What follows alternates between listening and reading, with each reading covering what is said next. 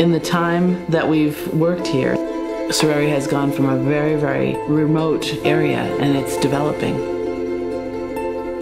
And one of the things we realized a couple of years ago is that the children that are educated, that are from this community, are our kids.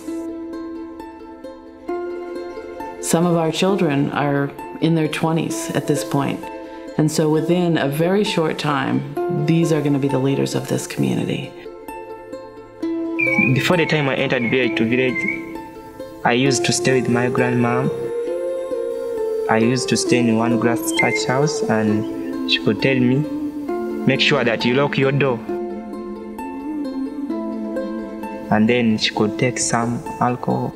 So sometimes when she's drunk, I could not like to stay with her because you know how people can behave when they are not in their minds when she's drunk. My dad was HIV positive. My dad could not provide us what we needed, the basic needs and the school fees and the clothing. I'm like, my dad is now sick. Who is going now to take over, take care of me? Our organization is a little different than what people usually think when they think, oh, you work with orphans in Africa, so you must have an orphanage. And we don't. You know, we're in a rural village. These children all have families. They're not alone, but we make sure that they get the resources they need to succeed. My dad passed and my mother went. I don't know where she went. So I stayed with my aunt. So I got the disease which affected on my back. The man who was staying with my aunt said that I can't stay with you. If you want to stay with me, kill that child. And my aunt said, I can't kill my brother's child. It's better for me to go back and stay at home. I lost my parents when I was still a little girl. Then I moved back to Serere to stay with my brother Michael. Like I would do all the activities that a girl in a home was supposed to do. No one to teach me, instead it's a boy to teach me, and other people are learning from their mothers. Yeah, the relatives didn't seem helpful. I was called one time and I got some gifts. That's when I realized like Village2Village was taking me up. From nowhere, God brought Mama Lori. She brought me near to Village2Village, and I ended up being sponsored. But when I entered Village2Village, again I got another skill. I used to see guys, we could make pictures and then draw photos. So all the time I could feel like maybe my grandmom is drunk. At night, with my candles, I could just come, have my supper, and then I close my door. Then I start drawing my pictures.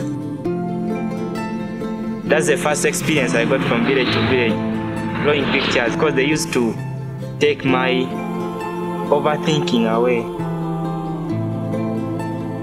Every day, every time we could meet, we could share with other kids, and then they could teach me a lot of things, and then I could play and make my life to feel like I'm a boy, I'm a child now.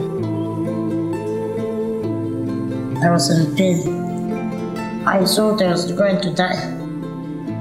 If Village2Village was not there, I don't know where my life now would be. And they helped me with the operation of my leg. So right now I'm feeling okay. It is good to have friends. If you are alone without a friend, it is too hard.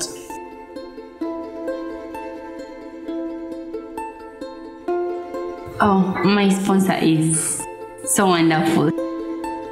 She has always asked me questions that no one has asked me before. So I'm thinking, okay, she's more than a mother. Would my mother ask me this if she was still alive? Would she ask me such questions?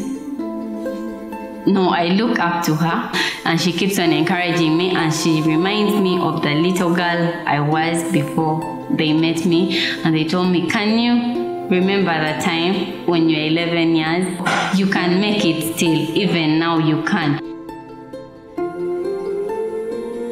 This is not just about the money that's given to them to make sure that they have a consistent schooling or a mattress or a blanket, or the staff that takes care of them, because that funding takes care of that as well. But it's about the fact that there's somebody special out there that I matter to. You know, we're getting toward 100 children. And again, without people stepping in to help, that wouldn't be able to happen. You know, the partners that come in and month out, not just sponsors, but people that just help us do what we need to do in the moment sometimes.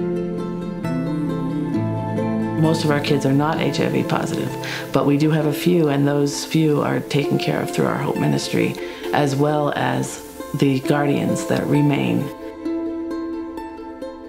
Because I used to think about my dad a lot, and I thought he could not live up to this date. But again, I thank Village2Village. They gave him some job where he could get some finances. I saw him becoming strong because I think he could take up his medication very well. So when I saw his life changing, I became stronger. Then I started studying. I was doing good in technical drawing. So I read about it, and then I really got encouraged. Then I was like, maybe in the future I can become an architect.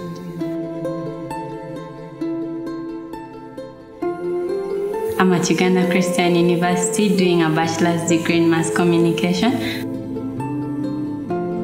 Because someone else inspired me, I see it in me that I also have to inspire someone else.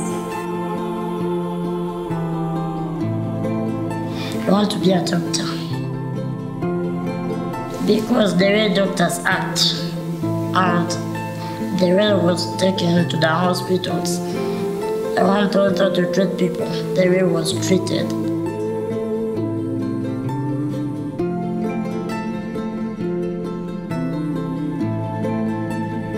I need also to get somewhere I can stand, then I also become some responsible person in the future, and then also I become a dad, and then I get a family in the future.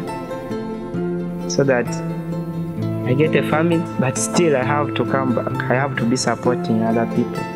That's another dream of mine. I've seen the way I'm helped, and then I've seen the way life can be transformed, and I believe I can transform somebody's life also.